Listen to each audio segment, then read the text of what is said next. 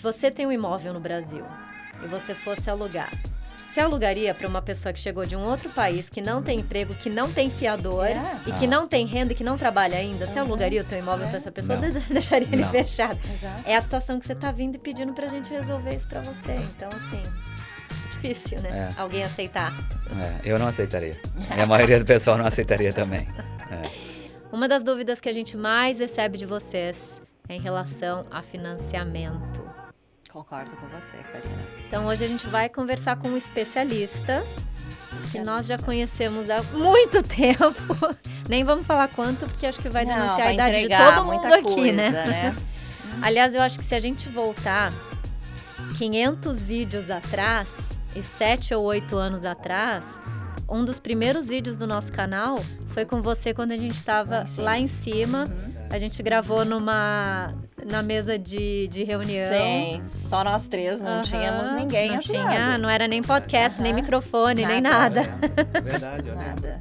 Engraçado, eu até lembro o terno que eu tava. Eu não sei porquê. Sua memória tá melhor que a minha, então. O cartório que cobre o seguro da casa. Cartório, essa é a palavra que eu estava procurando. Certas reservas que o banco requer de seguro, de IPTU.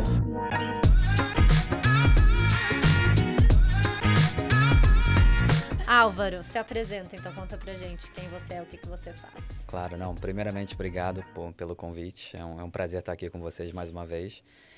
O meu nome é Álvaro, né? Álvaro Loureiro. Eu moro aqui em Tampa já há 18 anos. 25, quase 26 anos dos Estados Unidos. Nasci no Rio e não vou falar com a idade que eu vim pra cá, para mais uma vez não denunciar a minha idade, mas os cabelos brancos aqui da barba já entregam um pouco. E estou na área de empréstimo, na área de finanças já há 20 anos já. Tá, 20 anos. Vai cumprir... Quando você começou, você estava em Orlando, né? Você comecei em Orlando, Eu comecei em Orlando e um amigo meu falou, pô, você ama números, você gosta de finanças e faz isso, faz aquilo. Eu falei, o que é mortgage? O que é isso? Eu falei, nem entendia, né? E aí na verdade, eu tive uma pessoa da família que estava comprando uma casa e eu vi o processo super, assim, eu achei, assim, bem complicado. Falei, por que eles estão pedindo isso tantas vezes? Por que eles estão fazendo isso? Por que o crédito é tão importante? O que é isso, né? E vindo no Brasil, assim, são coisas completamente diferentes. E aí eu peguei um pouco do gosto. Eu falei, vamos ver.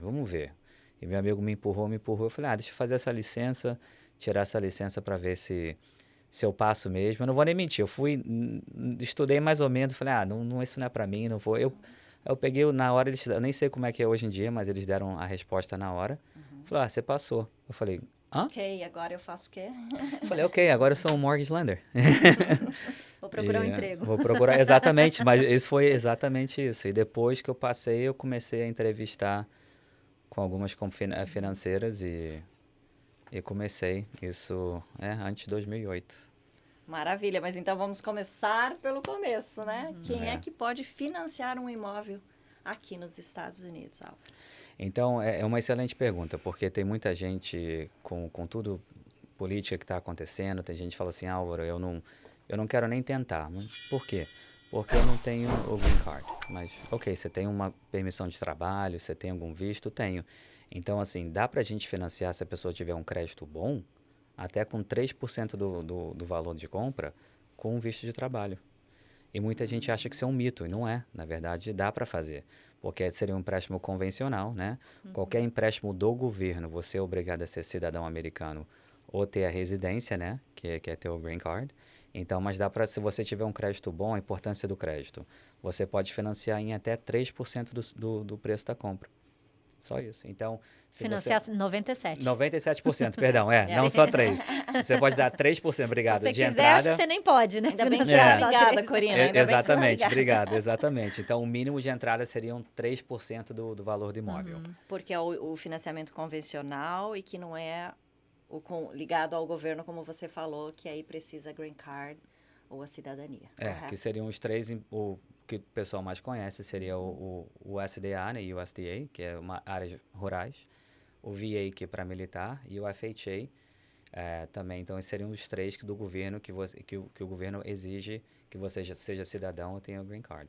Mas o convencional, não. Pelo contrário, você Muitas pessoas que vieram até do Brasil, de empresas da Johnson & Johnson, da Pfizer, do Citi, do Chase, de outras, enfim, outras empresas, né?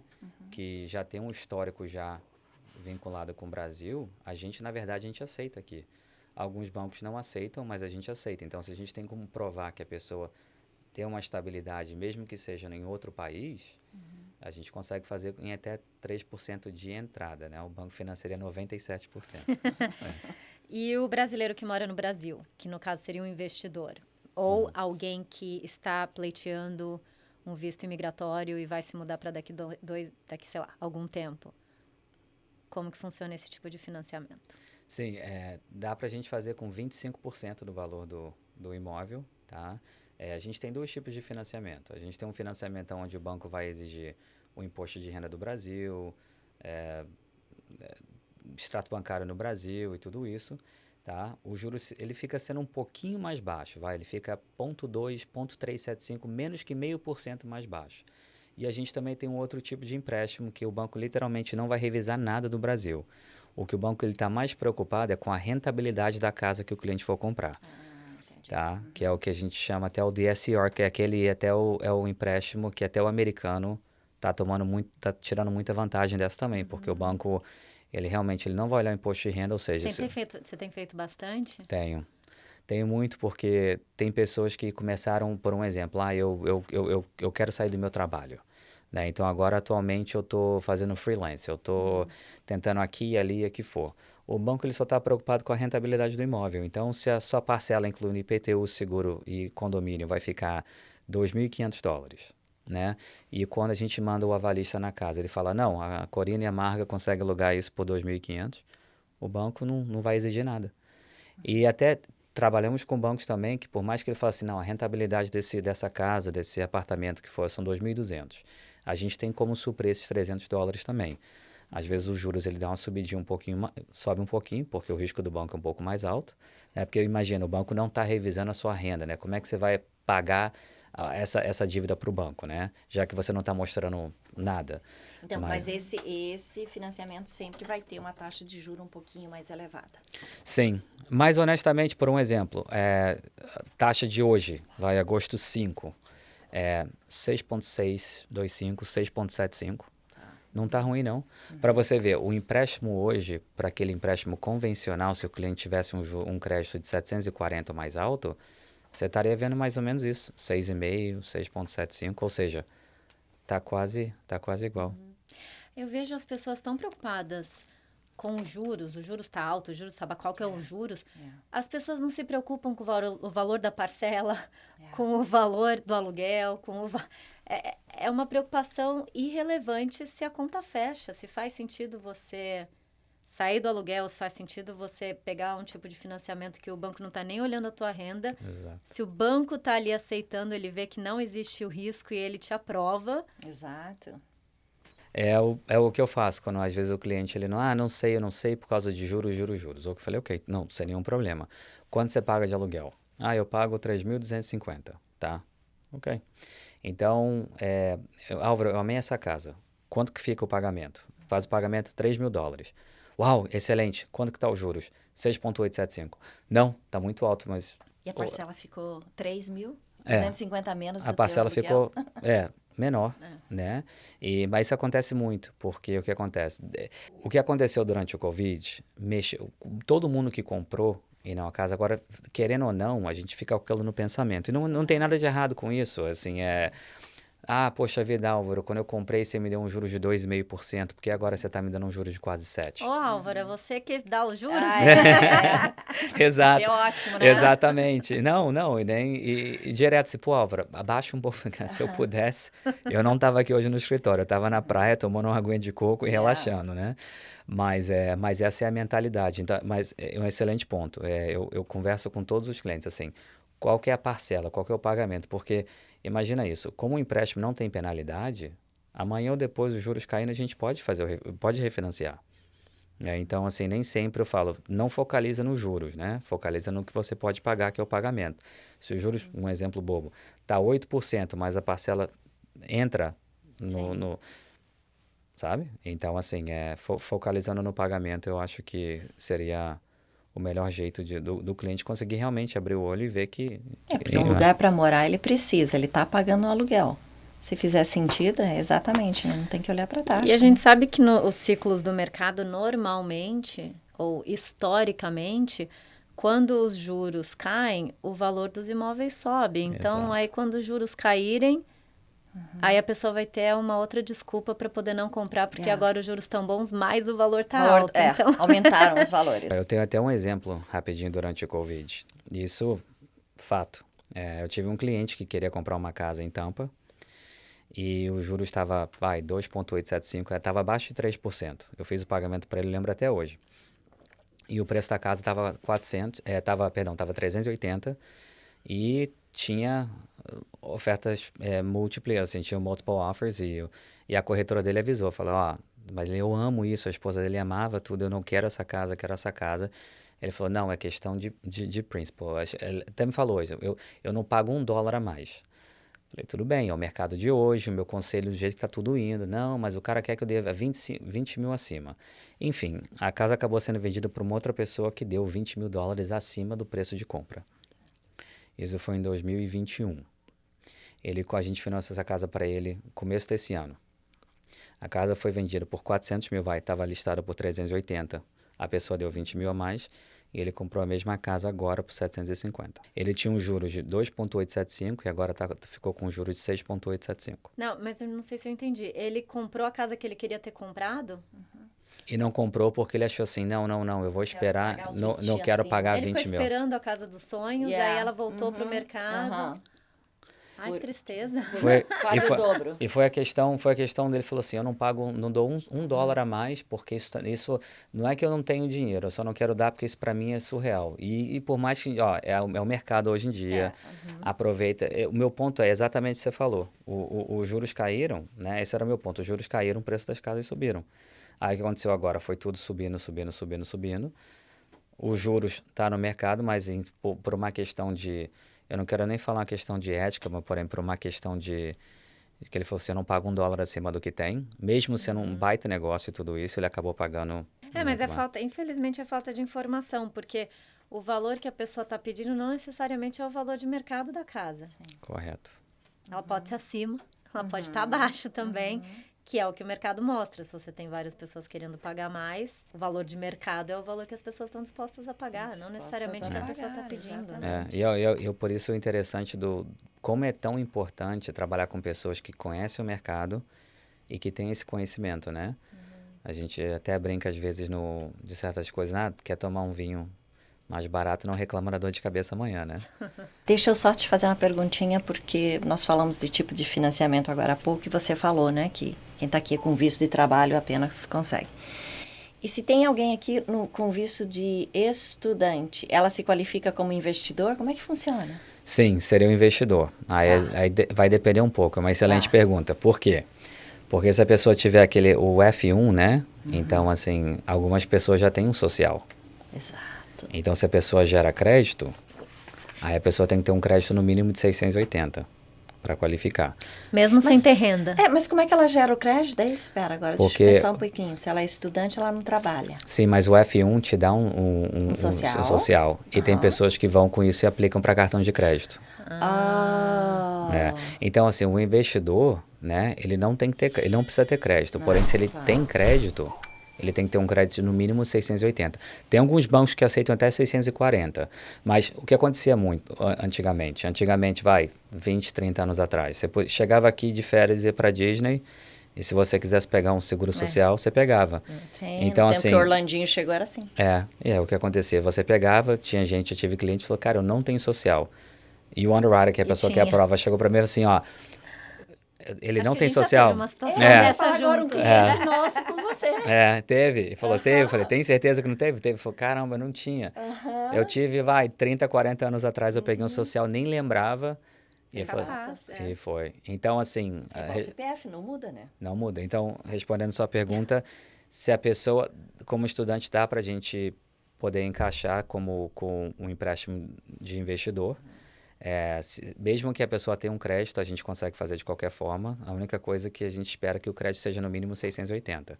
Mas dá para fazer sim. E também, então, moral da história, não dá para esconder que tem social, Não, né? não dá. Ou se esquecer, você vai descobrir e a pessoa vai ser aparecer, relembrada, né? Porque imagina isso, para a gente poder checar o crédito de uma pessoa, mesmo que a gente coloque por alguma razão, a gente vai se equivocar e coloca um número errado. Mas a gente tem o nome completo, data de nascimento, endereço e puxa tudo. Então, eu posso ter tudo informado e posso botar 999999 no Seguro Social, vai puxar se ele tiver. Se a pessoa pode comprar, e a pessoa pode comprar e colocar no nome da empresa, na LLC, como que funciona isso? Não é todo financiamento que permite?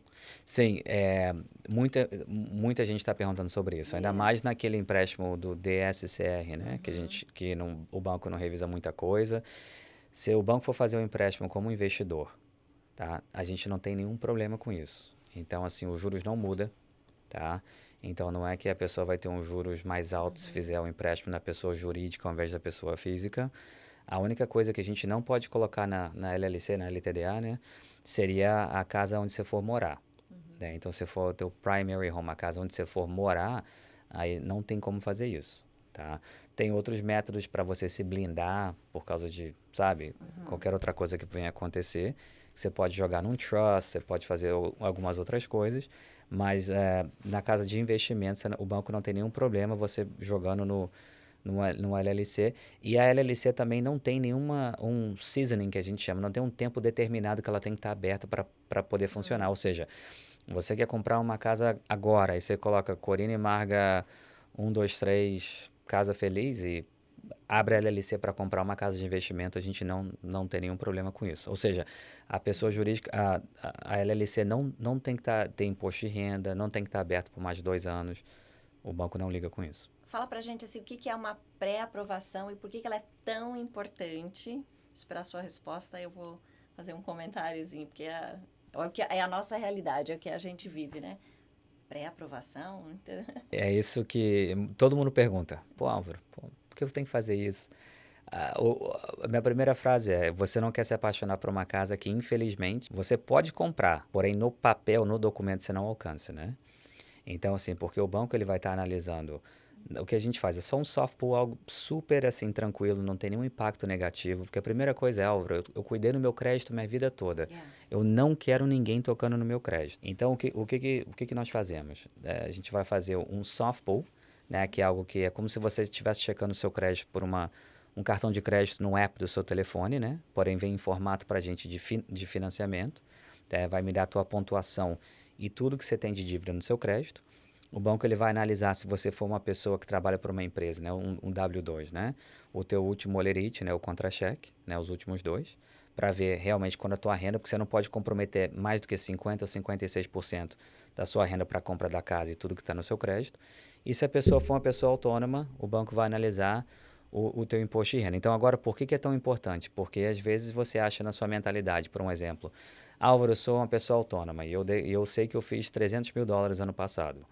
Porém, no imposto de renda, falou, eu fiz o meu bruto 300 mil, mas eu perdi $280 mil em dívida. Então, assim, mais se você acha que você consegue qualificar para essa casa de $1 milhão, por um exemplo, 600 mil que for, se a sua renda líquida, que deixou no documento 20 mil, a gente não consegue nem 150 mil. Então, por isso que é importante, é para que você não se apaixone por uma casa que infelizmente você não consiga comprar depois. E ter clareza nos números, porque quando a pessoa te liga, você conversa sobre valor de entrada, valor de juros, valor de parcela, valor de HOA, que pode entrar na parcela. Então, acho que isso facilita para a pessoa ter um pouco mais de visão. É importante ela ter essa conversa, né? Eu acho que a coisa que eu vejo até, como eu trabalho com brasileiros, vamos dizer, no mercado latino também, eu digo, tem mais hispanos, né? E americanos também, eu vejo a grande diferença. A grande diferença do brasileiro, a maioria deles já vem muito mais preparados que até que o americano. Não, eu olho assim, o brasileiro, assim, ó, a maioria já vem assim, Álvaro, eu paguei tudo, eu não tenho nada, eu odeio dívida, tá? Eu já falei com o meu marido, como já falei com minha esposa, que eu quero pagar essa casa em 1 ano. Eu falei, não, calma, não precisa dar pra... Super da cultura brasileira isso. E eles vêm com crédito, eu te falo, a maioria do crédito do brasileiro, tá? ele é mais alto ou tão alto como o do americano. Na maioria das vezes, o crédito do brasileiro é mais alto do que o americano, porque ele se importa muito mais com isso. E também porque o americano nasce e recebe um Social Security Number. É. E aí a pessoa fica 40 anos tendo que cuidar dele. O brasileiro recebeu, talvez, 2 anos atrás, 3 anos atrás, e ele vem com um valor mínimo médio que é melhor do que muito americano que já estragou o crédito dele, né? E essa questão da cultura, dele não querer criar dívida, né? E do pagamento também foi um excelente ponto, porque tem clientes que falam assim, você qualifica 800 mil, mas quanto que é a parcela? É isso? Não, eu quero metade disso. Então não adianta nada eu emitir uma carta de crédito de $1 milhão, se o máximo que o cliente quer ter é uma parcela X, então assim, então tudo bem, então vamos escrever uma carta de 500. Né? Então, concordo, ver a parcela, ver a entrada. Tem muita gente que não quer se descapitalizar porque tem seu próprio negócio aqui em Tampa ou em algum outro lugar. Fala assim, eu prefiro deixar meu cash flow na empresa do que deixar parado num imóvel, né? E além da entrada, existem outros... Custo do fechamento. Custos de fechamento. Exato. Exatamente. E quanto tempo demora para você entregar a carta de aprovação? Honestamente, procura? Depende muito do cliente. Hoje eu fiz algumas já e o cliente me mandou. Hoje de manhã eu já tinha tudo pronto. Se o cliente literalmente, quando a gente manda um e-mail, né, até eu copio vocês no e-mail para sempre vocês terem uma ideia do que eu estou pedindo, tá? Ideia de prazo e tudo isso. Então, eu já tive cliente que me entregou hoje, eu tive a carta hoje. E tem cliente que eu pedi já uma semana atrás e até hoje eu não tenho. Por quê? Porque são pessoas autônomas e eu não me mandaram imposto de renda. Então, assim, dependendo do documento que for, falar, Alvra, eu esqueci a cópia do meu... Eu sou cidadão americano, então eu esqueci a cópia do meu passaporte. Não, nem se preocupa. Então, tem documentos que seria indiferente, né? Mas imposto de renda numa pessoa autônoma, um contra-cheque, um lerite, né? O pay stub numa pessoa que é um W-2, isso é muito importante. Então, sem isso, eu não vou emitir a carta. Quando eu fiz essa pergunta, é porque eu acho que eu posso dizer que a maioria dos clientes chegam até nós sem a carta, né? Os nossos, acho que sim. E tem aquela pergunta, não, mas uma casa de 300 mil, quanto vai ser a minha parcela? É sempre essa pergunta, assim, a gente vive diariamente, né? Quando eles chegam até a gente. Por isso, a necessidade sempre também de ter um relationship, um relacionamento com um lender, né? A gente acredita muito nisso, na facilidade da comunicação. Mas existe alguma regrinha para chegar no valor? Eu sei que tem vários fatores. O crédito, a entrada. Para ela conseguir ter uma ideia, eu quero comprar uma casa de 300 mil, eu vou pagar 2.500, eu vou pagar 3 mil. Difícil, né? Depende, porque, por um exemplo, tem casas em, Tampa, Wesley Chapel, que tem o CDD, né? Então, assim, a gente pode ter uma ideia, vamos calcular o teu property tax, o teu IPTU em 1% do valor do imóvel. Mas aí tem o CDD, aí tem o condomínio, que por mais que no Brasil, como aqui você paga sempre separado, né? Mas na nossa conta, no nosso comprometimento de renda, tem que entrar. Então, como assim, Álvaro? Tu falou 3 mil, agora são 3.500. Porque o seu condomínio são $500. Então, assim, você tem que ter um salário de 7 mil para conseguir aguentar uma parcela de 3.500, que é metade da sua renda, né? Então, por isso que essa é uma boa via de regra para as pessoas fazerem a conta reversa, então. Exato. Se a pessoa ganha, sei lá, 10 mil ao mês, ela pode ter uma parcela de 5 e aí fazer a conta ao contrário, né? Seria correto, seria assim, o máximo, tá? Então, mas essa pessoa que ganha 10 e pode ter uma parcela, incluindo IPTU, seguro, condomínio, seguro de inundação se tiver, ou CDD, mas isso seria uma pessoa sem nenhuma dívida. Tem isso também. Então, assim, se a pessoa tiver um carro financiado de $700, o que for, que hoje em dia o financiamento de carro não está tão barato, qualquer pagamentozinho é $1.000, né? Nem todos, um exemplo, mas não qualificaria. Dívida com hospital. Eu tenho essa dúvida. Ela parece, eu posso até contar que eu tava com uma dívida e eu não sabia que eu tinha dívida. E aí dei mó sorte, porque nunca tinha acontecido comigo antes. E ela foi pra Collection e eu recebi a correspondência da Collection. Eu não tinha visto nenhuma outra e eu acho que talvez porque você tinha um portal no hospital. Tinha, exato. Ele estava online, exatamente. Exato. Não recebeu porque pelo eu fui para o correio. hospital em janeiro. E aí eu fui descobrir isso agora, assim, umas 2 semanas atrás. Na hora eu fiquei desesperada. Eu falei, meu crédito. Foi a primeira coisa que eu pensei. Eu falei, meu crédito foi pra Collection. Liguei pra eles desesperada e tava tão ainda fresco que eles ainda não tinham. Eles já tinham me mandado o aviso, mas eles falaram, não, mas a gente não tá vendo sua dívida aqui. Liga semana que vem. Eu falei, não, mas eu não quero esperar. Vai ser pior. Eu tava bem desesperada mesmo. E aí, no final das contas, a minha dívida, que era de $2.000, da conta que era 32, 30 o seguro pagou, digamos, né? 2 era a minha parte. Aí eu liguei e falei, eu tenho que pagar essa conta e tal, desesperada. Ela, tá bom, como é que você quer pagar? Eu falei, como que eu quero pagar? Quais minhas opções? Ela, se você pagar agora, eu te dou um desconto, você paga 1.600. Aí É assim mesmo. Então tá. Aí, sei lá, eu fiquei feliz. Mas aí ela falou também no telefone que não iria acontecer nada com o meu credit score. Mas aí eu sempre escutei que dívida de hospital não entra, quem fala que era entra, isso. Não essa era a minha dúvida. Como que funciona da tua perspectiva? E o É. Charlie confortável aí do seu lado. Não, tá aproveitando aqui já. Tô tirando até uma casquinha aqui dele já. Lembrando até quando eu tinha um cachorro, então tô tirando uma casquinha aqui. Excelente pergunta, sim. Então o governo ele mudou alguns anos atrás, aonde que se você tivesse um collection, qualquer coisa relacionada a médico, tá? Vamos dar um empréstimo FHA, tá? Que é um empréstimo que você tem que ser cidadão americano, ser residente, né? Ter o green card. Por mais que esteja no seu crédito, o banco ele não soma essa dívida contra você, tá? Mas fica lá. Depois mudaram as regras, onde falaram, se tem algum medical collection e você paga, o pessoal é obrigado a remover isso do seu crédito. Então, por isso que talvez que eles falaram assim, não se preocupa que não vai no seu crédito, porque no momento que você prova que você pagou, eles já tiram do seu crédito já. Tá. E demora quanto tempo? 30 dias, 45 dias. Tem uma coisa, já aconteceu da gente ter um cliente com isso, e eu falo, paga, me manda o recibo que você pagou, e a gente faz uma coisa chamada que é um rescore. O que é um rescore? O crédito, normalmente, ele vai atualizar entre 30 e 45 dias, né? Só que o rescore, praticamente por um exemplo, a Corina teve uma dívida de $2.000, mas eu estou falando aí tua pontuação abaixa, porque a pontuação abaixa sim, mas depois ela volta, mas ela abaixa. Fala assim, não, ela já pagou, eu tenho prova que ela pagou. Não, tudo bem, Álvaro, a gente vai atualizar isso daqui a 30 dias. Não, eu tenho prova que ela pagou, tá aqui a carta já com o nome do hospital, o nome dela, o endereço dela e tudo isso, e prova que ela pagou isso, e o hospital já falou que está em 0. Então, o que o banco faz? Ele manda isso para os bureaus, né, que são os 3, que é o Equifax, o TransUnion, o Experian, ou quem esteja reportando isso, e eles já dão baixa e já deletam isso do seu crédito já. Então, consequentemente, o teu crédito sobe em 5 dias. Isso é bem rápido, esse é o rescore, que nem muitos bancos oferecem, porque isso tem um custo para o banco, mas a gente não passa esse custo para o cliente. Legal. Agora também uma curiosidade minha, né? Às vezes você aprova, então, o cliente e tem alguns cartões ou um pagamento de carro que tem que ser feito no dia do closing, digamos, né? Por que não pode ser pago antes? Por que acontece ali no pagamento do title mesmo? Se eu já aprendi, eu esqueci.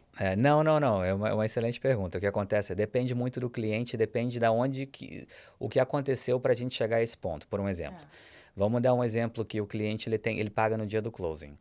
São duas coisas. Se o cliente tiver que pagar uma dívida para ele poder passar no comprometimento de renda, e ele fizer, dependendo se a gente vai fechar semana que vem, eu peço para o cliente, vamos pagar isso no dia do closing. Por quê? Porque tem uma regra que o governo falou o seguinte, se a companhia de título mandar o cheque, ou wire que foi para pagar essa dívida, né, para pagar o credor, o creditor lá, a gente não tem que esperar para ver se eles receberam dinheiro ou não. Por quê? Porque a companhia de título vai emitir o cheque.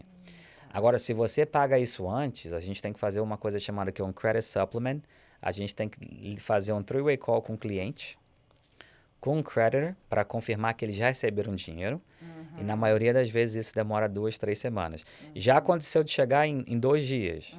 Mas a gente sabe que a gente vai fechar daqui a uma semana, daqui a 15 dias, eu não gosto de correr esse risco. Para evitar uma... Exato. Então é por isso que eu falo, vamos pagar no dia do closing, porque a gente não tem que esperar a prova que o Chase já recebeu o dinheiro, por exemplo.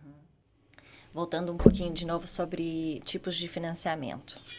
Quem tem ITIN number? Também a gente tem bastante pessoas que nos procuram que tem ITIN number. Continua ainda normal esse tipo de financiamento? Sim, fazemos. Depende muito do crédito, porque o pessoal fala, como assim crédito? Não tem nenhum seguro social. Não, mas se você tem o Tax ID Number, que você pode pegar, né? Porque tem duas coisas diferentes. Você tem aquele que a gente chama que é o ENI, né? Que é o EIN, e você tem o Tax ID, né?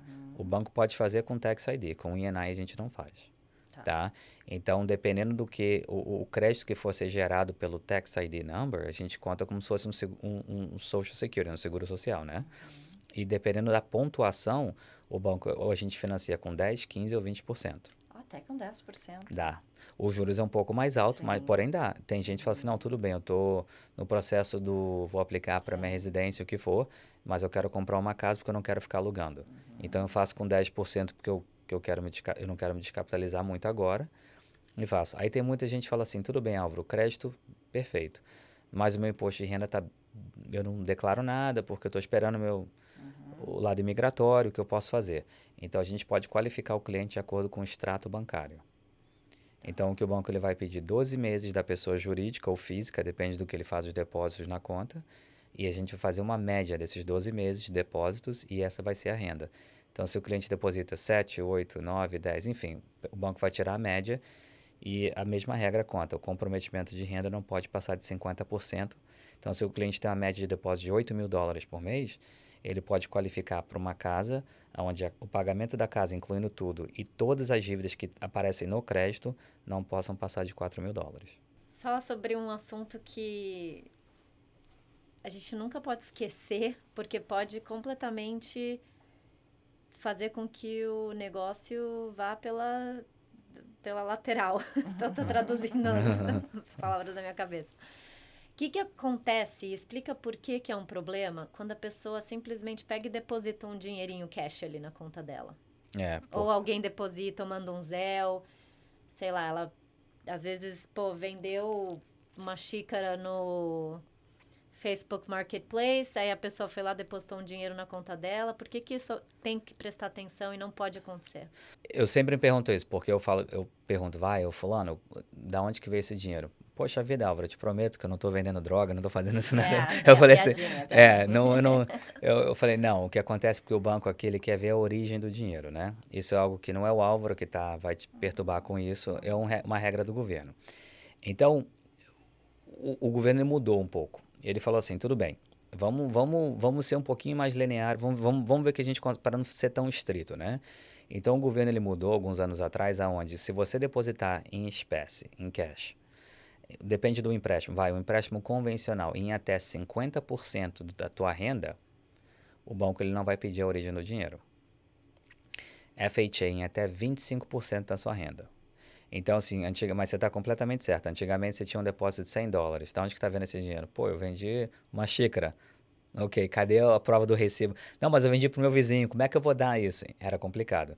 Mas hoje em dia, em até 25% ou 50%, dependendo, o banco ele não pede a origem. Mas depende do valor também, tá? Então, assim, por um exemplo, se o cliente ele tem uma renda de $8.000 por mês e ele fez um depósito, em até 4.000 e a gente pode meio que justificar, ver de onde que está vindo o dinheiro, não pergunta, mas dependendo do que for, porque no extrato bancário vai mostrar se é cash ou não, o underwriter pode sim perguntar.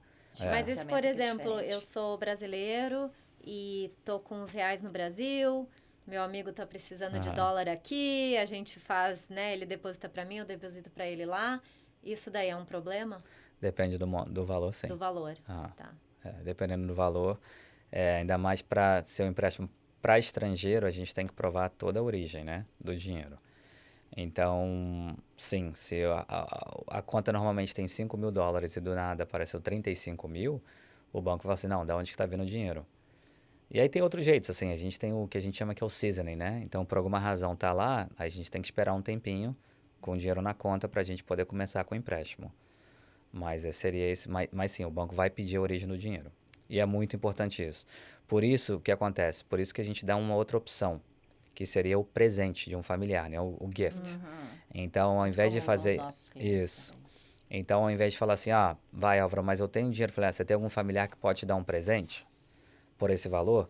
Porque se o presente ele é dado para a companhia de título 2 dias antes, ou no dia do fechamento, ou até antes, e vem direto da pessoa, eu estou comprando uma casa e eu preciso de 30 mil, né? E aí eu não tenho dinheiro na minha conta, mas a minha mãe, o meu pai, o meu irmão, minha irmã, um familiar próximo, assim, vai e manda esse dinheiro para a companhia de título, tá? Isso para o banco tá tudo ok. O banco nem pede origem, não pede nada. É só O banco não vai querer ver a conta do teu pai se foi Não. ele que te mandou o dinheiro. Só vai querer ver a conta do meu pai se ele manda para mim. Ah, tá. Isso é importante. Então, ele não pode mandar direto para ele tem que mandar direto para Title Company. É por isso que eu sempre gosto de conversar muito com os clientes do começo, falar assim, você está esperando isso, vamos fazer o presente, né? Vamos fazer o gift, porque aí sendo mandado diretamente para a companhia de título, a única coisa, nesse exemplo, meu pai teria que assinar uma carta, que a gente ajuda o cliente falando que isso não é um empréstimo, isso é um presente. Porque se for um empréstimo, a gente quer saber qual que é os juros, qual que é o termo do empréstimo, porque a gente teria que somar esse pagamento mensal no comprometimento de renda. Quando você faz o pre-approval, a pré-aprovação da pessoa, você pede o extrato bancário dela atual, da conta dela aqui? Que eu estava pensando nisso agora, porque tem coisa que a pessoa não sabe. E é uma dúvida que, como ela não sabe, ela nem vai tirar quando ela está conversando com você ou mesmo com a gente. Essa questão, por exemplo, de um dinheiro, de um amigo, de uma coisa que ela vendeu ou qualquer coisa. Então, eu imagino que quando você vê a conta da pessoa e você vê que ela não tem a entrada ali, você já pergunta para ela de onde vai vir essa entrada. Exato. Tá. E sabe uma coisa, nesse tópico também, rapidinho, que é bem importante, que mudou muito, hoje em dia você vai comprar qualquer coisa, né? Na internet, no Amazon você vê coisas assim, me paga em 3 meses, me paga em 6 meses, me paga em isso. Affirm tudo isso. Aquele negócio de parcela, praticamente, muito. né? Isso não entra no crédito. Assim, no começo. Se a pessoa fala assim, não, tudo bem, eu quero comprar uma calça. Um exemplo, custa $100. Aí te dá a opção na hora de você pagar. Ou você paga os 100, ou você pode financiar, um exemplo, 5 vezes, $20, um exemplo, né? Mas o que acontece com isso? Nem sempre aparece no crédito. Então, quando o underwriter, que é a pessoa que aprova o empréstimo, ele começa a ver, quando a gente pede o extrato bancário, a gente vai começar a ver, então vamos lá, o Álvaro ele tem essas dívidas aqui, tem um carro, 2 cartões de crédito, um exemplo. Mas agora eu estou vendo no extrato bancário dele os últimos 2 meses, que ele está pagando o Affirm, o Klarna, que é o outro, e está pagando um outro lá, um exemplo, $100 aqui. Klarna, isso eu vejo o tempo inteiro. $100, $200 e $500. O banco é obrigado a somar essa dívida no comprometimento de renda. Claro. É a única dívida que não aparece no crédito. Alguns estão aparecendo, tá? Mas demora um pouco, às vezes, a aparecer. E a gente tem que somar no comprometimento de renda. E esse é o tipo de coisa que acontece no meio ou no fim da transação e a pessoa não entende. A gente fica pé da vida com você, porque a gente fala, por que o Álvaro não viu isso antes? Exato. Agora a gente entende. Porque muitas das vezes, imagina isso, uma dívida nova pode demorar em até 2, 3 meses. Eu já vi um carro demorar 3 meses para entrar no crédito. Mas a gente tem... É muito frustrante, porque a pessoa fica...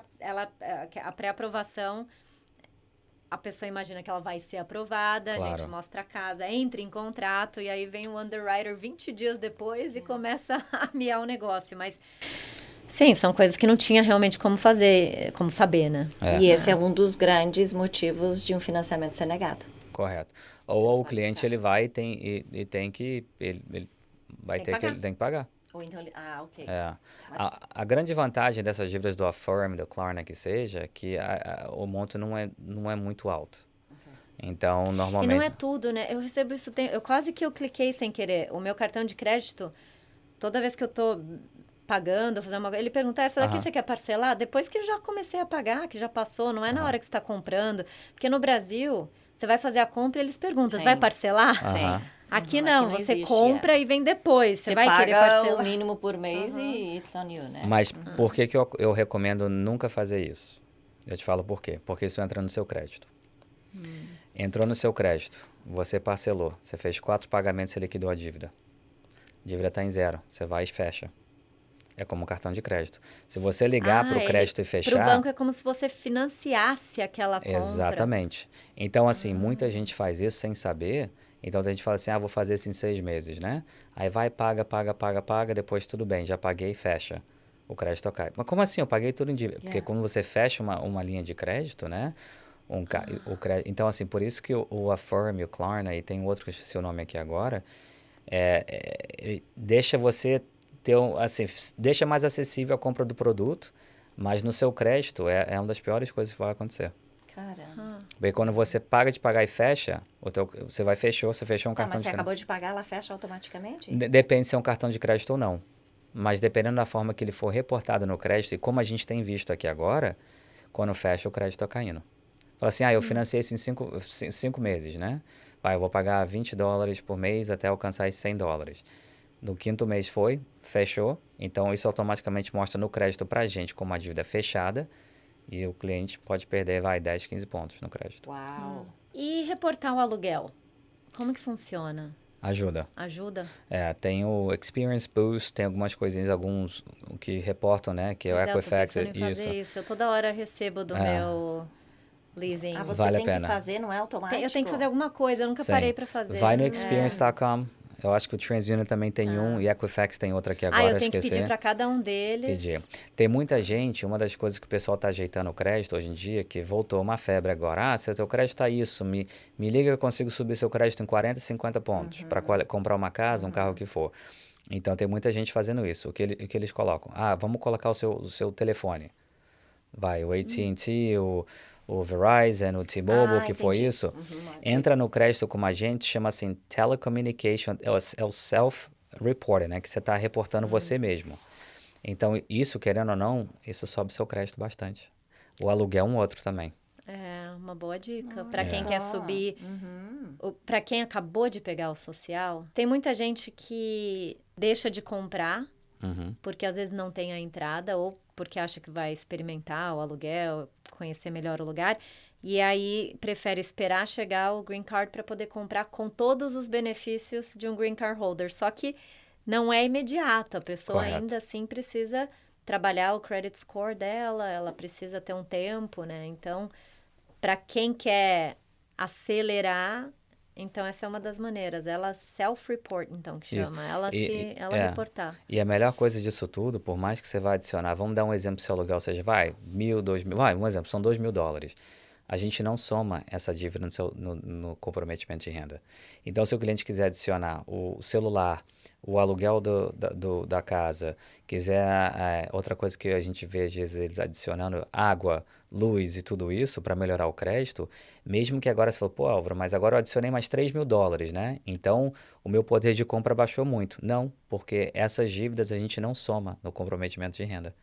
Porém, te dá o upside que te ajuda o seu crédito, a sua pontuação subir. O comentário da Corina me lembrou de uma outra realidade nossa com os nossos clientes.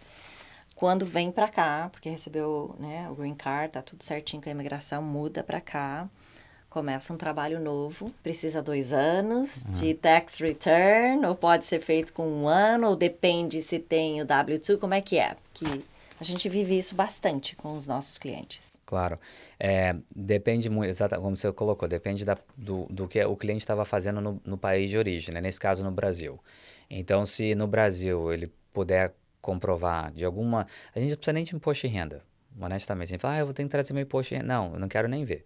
A única coisa, a gente precisa de uma carta, né? Do empregado, né? Do empregador no Brasil. Então, se a pessoa for um W2, né? Receber um salário... Se ela tem olerite no Brasil. Se ela tem olerite e tudo isso, e aqui também está fazendo a mesma coisa, a gente não tem que esperar isso. Sendo a mesma coisa, não precisa ser uma mesma empresa, mas fazendo a mesma coisa. Correto. O único problema é quando a pessoa vira uma pessoa autônoma. Porque o que dá para o banco uma estabilidade de uma pessoa autônoma são 2 anos. Ok. Tá? Então, tem muita gente que fala assim, Álvaro, eu tenho como comprar, eu estou trabalhando aqui, um exemplo, sei lá, na companhia A, meu salário é X por ano, eu já tenho um créditozinho, mas eu quero esperar pelo Green Card, porque eu acho que eu vou ter uns juros mais baixos. Isso é um mito. Então, você comprando, tendo um crédito, tendo aquele work permit, que é a permissão de trabalho, sendo cidadão americano ou Green Card, isso é indiferente para o banco. A única diferença vai ver qual tipo de produto, de programa que você vai qualificar. Então, assim, o empréstimo convencional, ele não liga se você é cidadão ou você tem aquele work permit. E os seus juros não vai ser diferente, mais alto, né? Que tem muita gente que acha, não, então eu vou esperar para comprar até virar cidadão americano, ou pegar minha residência, né, meu green card, porque o meu juro vai ser... é indiferente. Então, juros não muda. A entrada também não muda. Se o crédito tiver de uma forma, aquele crédito para um americano residente, o work permit vai ser o mesmo, os juros para tudo isso. Então, então depende. Agora, se o cliente é uma pessoa autônoma, a gente tem outros tipos de financiamento que o banco não checa nada, mas vem com juros mais altos e uma entrada mais alta. E é mais fácil, da perspectiva da burocracia, comprar como estrangeiro ou comprar como um cidadão ou um residente? Depende muito do tipo de financiamento. Por um exemplo, se a gente for fazer aquele DSCR, aquele empréstimo que a gente está conversando como estrangeiro, não exige nada. 2 meses do extrato bancário. Se a pessoa quiser comprar numa LLC, a gente só precisa da documentação da LLC e vai olhar... Você falou que não precisa ter muito tempo ter sido Não, aberta também. um dia antes do contrato, porque vocês vão precisar de um nome para colocar no contrato, né? E literalmente só isso e a rentabilidade do imóvel, né? Agora o imóvel ele tem que alugar por isso ou um pouquinho mais alto. Mais uma vez, se o imóvel alugar por um valor, tem uma rentabilidade um pouquinho menor, ainda a gente tem como fazer o empréstimo, né? Se a pessoa tem um green card, é cidadão americano, aí é o que acontece, a entrada vai ser mais baixa, vai cair de 25% até 3% do valor do imóvel, né? Mas o banco vai exigir um pouquinho mais de documentação, como o olerite, o contra-cheque, né? E vai pedir o W2 e o extrato bancário também para poder fazer. Então, assim, para a gente estar tão acostumado, a burocracia não é tão grande, né? Para um estrangeiro, a gente só tem que torcer, né? A gente conta muito com vocês para ver, ó, o Marga, Corina, por quanto o fulano consegue alugar esse imóvel? Porque se a parcela vai ficar em 4 mil, você fala, não, eu não alugo por mais do que 3 mil, nem adianta. O cliente ele tem que vai ter que levar uma entrada mais alta, né? É verdade, então, dizer que aquele brasileiro que está vindo do Brasil para cá, que já está com o green card encaminhado e já tem um emprego encaminhado e ele vai trabalhar na mesma área de atuação, vale a pena esperar e vir comprar já com os benefícios de residente. Mas aquele que vai ou mudar de profissão ou abrir um negócio e ser um autônomo, se ele se qualifica como estrangeiro, é melhor comprar como estrangeiro do que vir para cá e esperar 2 anos e talvez nem 2 anos talvez sejam necessários para ele. É verdadeiro? Posso Correto. dizer isso? Pode dizer isso, sim. Aí vai ter gente que fala assim, não, mas eu escutei que um cara comprou com 1 ano. Sim, ele comprou com outros empréstimos que até a gente oferece, mas a entrada é 25%, 30%, né? Dependendo do crédito, e os juros podem chegar até 9%.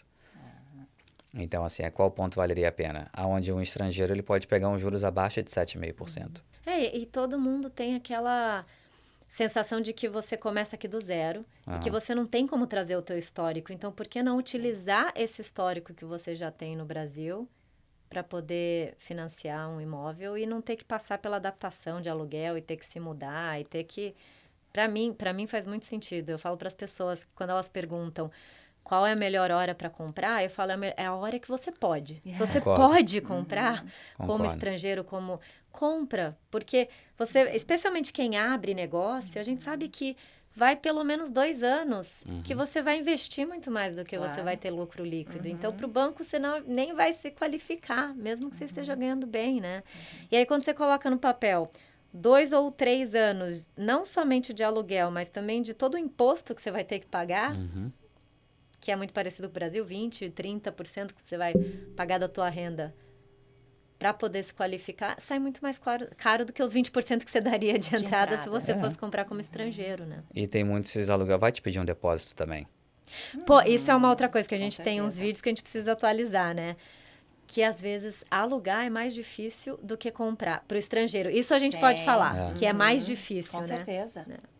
Com certeza. Porque eu escutei falar, o pessoal às vezes pedem até o quê? 6 meses de depósito, se a pessoa não tem um crédito. Tem gente que, se você está lidando com algumas empresas, elas são tão quadradas, porque você tem que preencher ali um formulário, que se você não tem o Social Security Number, você já nem passa para a próxima, você já nem tem. Agora, vamos supor que eles aceitem que você não coloque o social, mas aí você tem que comprovar a renda, você ainda não trabalha aqui. Então, assim, são... Por isso que é mais difícil, alugar. A gente fala para todo mundo que se você tem um imóvel no Brasil e você fosse alugar, Você alugaria para uma pessoa que chegou de um outro país, que não tem emprego, que não tem fiador e que não tem renda e que não trabalha ainda? Você alugaria o teu imóvel para essa pessoa? Deixaria ele fechado? Exato. É a situação que você está vindo e pedindo para a gente resolver isso para você. Então, assim, é difícil, né? Alguém aceitar. Eu não aceitaria. E a maioria do pessoal não aceitaria também. Eu falei com, né, o nosso cliente falou conosco, passamos para você, teve a pré-aprovação, encontramos a casa, estamos em contrato com o dia do fechamento, tudo, né, bonitinho.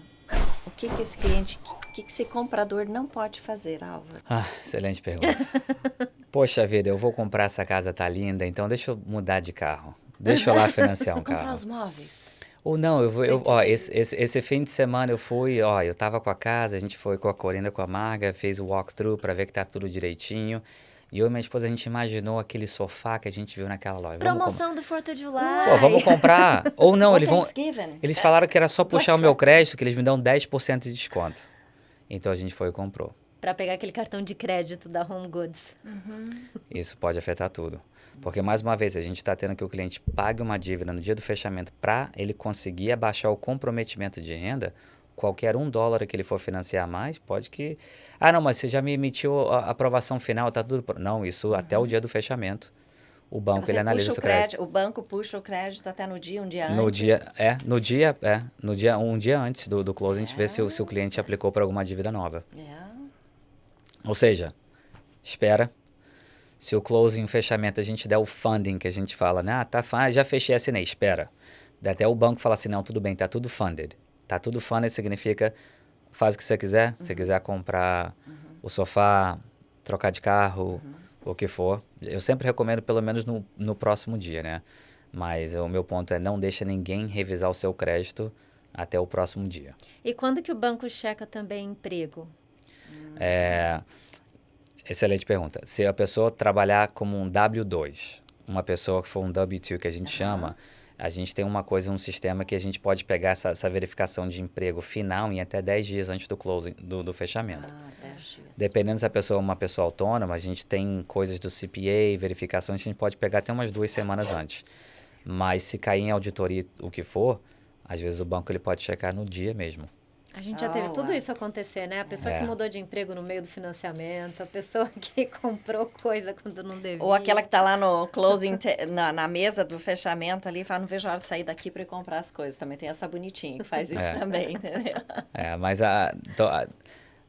desde que a pessoa não faça até a gente der o funding, tá? Então, assim, deu o funding, já tá tudo pronto. Porque a gente não tem muito mais o que fazer agora. Mas eu sempre falo, a gente vai celebrar, vai almoçar, vai jantar, compra amanhã. É o melhor conselho. É o melhor conselho. Melhor conselho. Eu sei que a gente já extrapolou no tempo aqui. Por que existe uma maneira de minimizar isso? Ou se você puder explicar o porquê? Porque, assim, é só até o último momento que a pessoa pode relaxar, assim. Eles perguntam pra gente, mas eu já estava pré-aprovado, não mudou nada. Por que eu ainda não sei e não tá 100% até aquele minuto, assim? Tem muita gente que sofre com isso. Claro. O que você fala sobre isso? Não tem o que fazer? Então, comprar casa é só para quem tem sangue frio? Ou tem... O que a gente pode... a gente fala... Eu, pelo menos, falo para a pessoa, olha, enquanto você não tiver com a chave na mão e o dinheiro não estiver na conta do vendedor... Tudo pode acontecer até lá. E o financiamento é uma delas, né? A pessoa fica no 99% até aquele minuto ali, né? Não isso acontece muito. E a mesma pergunta que fazem para vocês, fazem para a gente. E aí, Álvaro? Pode celebrar? Pode celebrar, mas até pegar a chave eu falo a mesma coisa. Até fechar a casa, deixa o champanhe, sabe? Só estoura depois que eu der o ok, né? A avaliação do imóvel é uma das coisas que... Você pode estar tudo financeiramente pronto, certo, a gente aprovado, porém se o imóvel não chegar pelo preço que você está comprando, se chegar acima do valor do imóvel, perfeito. Ótimo. O banco não... Muita gente fala que tudo bem, Álvaro, eu estou comprando uma casa por 300 mil, mas chegar a 315, tem como o vendedor me pedir 15 mil a mais? Não, porque esse reporte a gente só manda pro comprador, então ele vai ser o único que vai falar isso. Você tem um contrato também, que é um contrato de compra, que a pessoa não pode subir isso mais, né? Agora, se o valor do imóvel chega para o valor inferior do preço de compra, aí sim, aí vocês teriam que renegociar o preço de compra. Então, assim, vamos dar um exemplo. O preço de compra 350, a casa chegou a 335, a avaliação.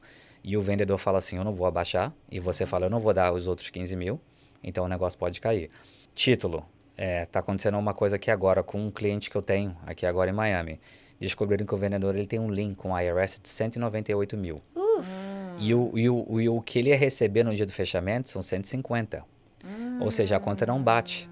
E o IRS não vai falar assim, não, eu te perdoo 48 mil dólares. Não vai perdoar. Então, o vendedor está tentando ver de uma forma de como ele consegue já pegar mais 48 mil dólares para o dia do closing, levar esse dinheiro acima. Porque sem isso a gente não pode fechar. Porque ele tem uma dívida com a IRS de alguns anos. E o IRS está no topo da lista, né? Fala ele que ele não sabia. Assim, desculpa, mas é entre a gente. Se eu recebo uma carta do IRS, eu fico branco e tudo, e eu vou resolver isso o mais rápido possível. Eu sei que eu não devo nada, mas eu não quero nem abrir aquele envelope. Exato. Eu recebi envelope. Eu recebi um que eu tô devendo 11 dólares. Não. Eu tô aqui. Você me lembra que eu preciso descobrir que como é que eu pago isso? Não é? Vai entrar online e paga rapidinho. Então, eu não consegui, mas enfim, é um outro problema que mas eu esse, sei que tá então, acontecendo. seria a avaliação do imóvel, tá? E já calhou, assim, aconteceu uma vez só na minha carreira, uma vez só, e a gente tá pronto para fechar, ter o clear or close já, e o vendedor brigou, não sei o que aconteceu com a esposa, ou a esposa com o vendedor, enfim. E eles falaram, eu não vou sair da casa, eu não vou. Mas você tem um contrato, aí a corretora do buyer, né, da pessoa que tá comprando, falou, tudo bem, a gente vai te levar pra corte. Ele falou, ok. Ele leva, eu não saio da minha casa. E o cliente esperou... Eu acho que aquela que a gente quase mandou uma oferta ia ser esse nível de problema, né? Sim, porque a seller tava lá e ela falou, tomara que você não goste da minha casa. Não quero vender minha casa. Não quero vender minha casa. Dentro da casa, a venda. Pelo filho. E por que então que colocou a venda? O divórcio. Entendi. É um dos dois. Então, assim, seriam as 3... Então, se o cliente literalmente fizer tudo que a gente está pedindo desde o começo, a probabilidade do empréstimo não funcionar é muito baixa. Mas a gente tem terceiros, né? Avalistas, o título da casa e a boa vontade do vendedor no fim, né? Então, pronto. Acho que podemos finalizar marcar por aqui. A próxima, porque ficou muita pergunta. Eu acho que a gente tem que fazer assim, só casos cabeludos. Acho que ia ser engraçado. Álvaro, obrigada. Obrigada pela parceria de tanto tempo, seu profissionalismo. A gente sempre recebe muitos elogios do seu trabalho e a gente continua te recomendando porque a gente acha que você realmente faz um trabalho fantástico. Muito obrigado. A vocês duas também e pela parceria de tantos anos, né? Vou falar mais de 10, não vou falar só isso. Tá ótimo, mais de 10, adorei. Obrigada, Álvaro. E vamos deixar um recadinho para as pessoas. A dúvida que ficou de vocês em relação a financiamento, manda pra gente aqui nos comentários que o Álvaro responde, certo? Claro, um prazer. Verdade. E se você ainda não se inscreveu no nosso canal, já ativa o sino para você receber a notificação do próximo vídeo, que é o mais pedido, né? Vai ser incrível, hein? Vou até ter que rever os meus números também. A gente vai contar para vocês o custo de vida em Tampa em 2026 e o Álvaro aceitou o desafio e vai contar qual o custo de vida dele. A Marga vai contar o custo de vida dela e eu vou contar o meu. Nós temos cenários bem diferentes, vai ser interessante. Completamente diferentes, caso real. Vida real. Vida real. Até o próximo vídeo aqui na Tampa Bay Key Real Estate. Tchau.